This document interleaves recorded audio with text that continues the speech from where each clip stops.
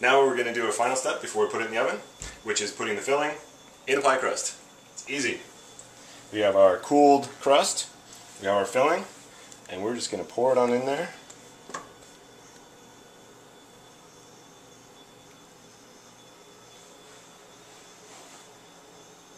Now it goes into the 250-degree oven for approximately 1 hour. Total cooking time of 2 hours.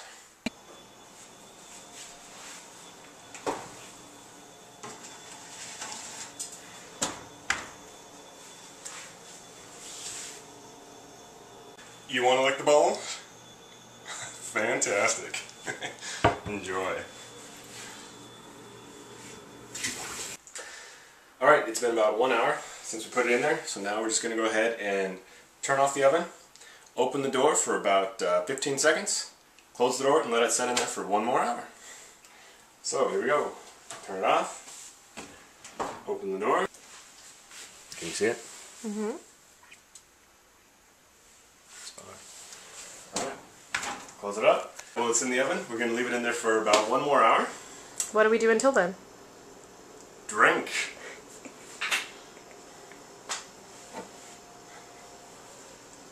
Oh, bummer.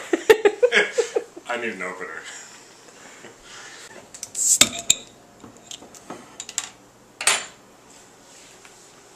Cheers.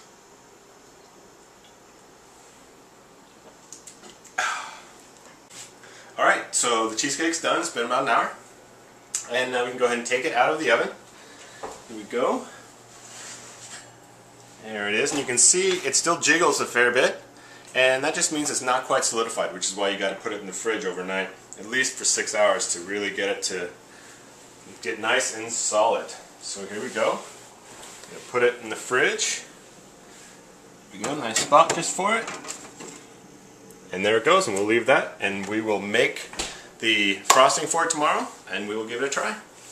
So total time, prep, cook, chill, minimum of about 8.5 hours. Good morning. Our cheesecake has been sitting in the fridge overnight and it's been nice and chilled and it's nice and solid now, so we're going to go ahead and take that out and take a quick look at it. There it is. Right over here. That looks fantastic. Right. And now we just need to make the frosting top.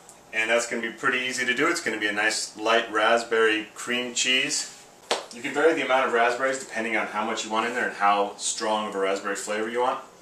Cheesecake can be easily overpowered, so I like to keep any topping or frosting fairly light. So you can use maybe a half a cup of mashed raspberries, 1 block of cream cheese, about 1/8 of a cup of sour cream, maybe a half a tablespoon of lemon juice. Put in as much powdered sugar as you want to get the sweetness and consistency that you desire. Alright, now we're going to go ahead and get everything in the bowl and start blending. Alright, so here we go. I'm going to go ahead and get this blended on low. As far as powdered sugar is concerned, if you're putting in about maybe a half to 3/4 of a cup of mashed raspberries, you'll probably end up with 3, maybe 4 cups of powdered sugar. A little less if you don't want it quite as sweet. Alright, now the final step is slowly adding in the powdered sugar until you have the desired consistency and flavor. Don't add a lot at a time, otherwise it just will blow all over the place. So you keep it on low, you add it a little bit at a time, and get it fully incorporated in there with the rest of the frosting.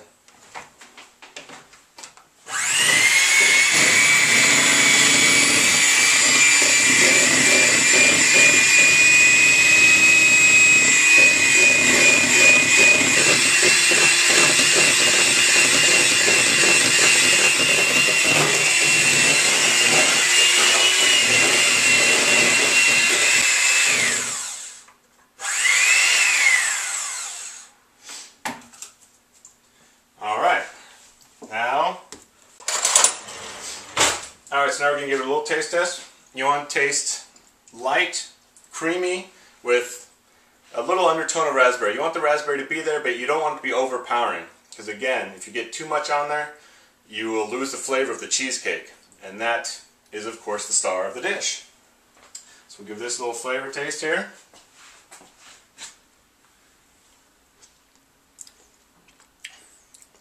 That is fantastic.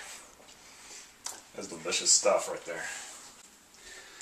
Alright, so now we're going to go ahead and we're going to remove the cheesecake before we put the sauce on there, because you want the cheesecake in its set position before you put any frosting on the top. The best dish to use is something large and flat that won't force the sides up like this is going to do. To do this, you actually need two items. So I'm going to use my chopping board. I'm going to take this off, take off the outside without hurting it too much. Alright, so now you want to put your first flat item over the top of the cheesecake. Flip the cheesecake onto it. Now your cheesecake is upside down, so you can take the bottom off of there. Put that over to the side. Now you take the serving platter itself, put that over the top, and one more flip. So we got the flip. Now we take this back off of there. Well, got a little messy, but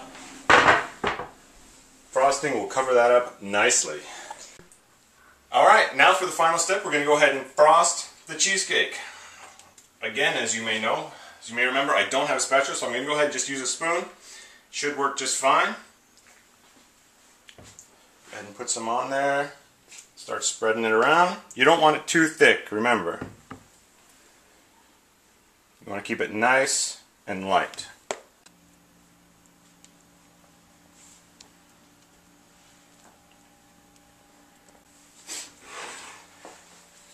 Now if you want, you have two choices. You can either put some more of the frosting around the outsides, or you can use leftover cookie crumb that you had made the other day, or the previous day. You just dab it around the outside.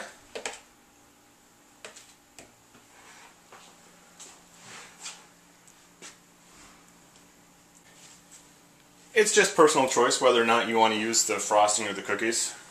It's either one. You could do half and half if you want. You could do it however you wanted. Now we've got half of the cheesecake covered in the frosting, and the other half around the side we're going to put the cookie crumbs. Just give it a little bit of a variety. So this is the leftover cookie crumbs from yesterday, from before we made the actual cheesecake. Just take a little bit at a time and you dab it right on the outside.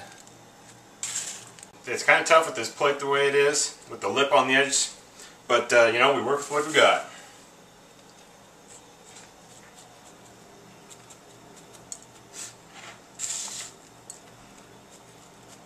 And after a bit of a mess, there we have it. You make the crust, you make the filling, you cook it, you chill it, you frost it, and you eat it. 6 steps. Cheesecake. Got ourselves a regular cheesecake with raspberry frosting and chocolate cookie crumb crust. And you're done.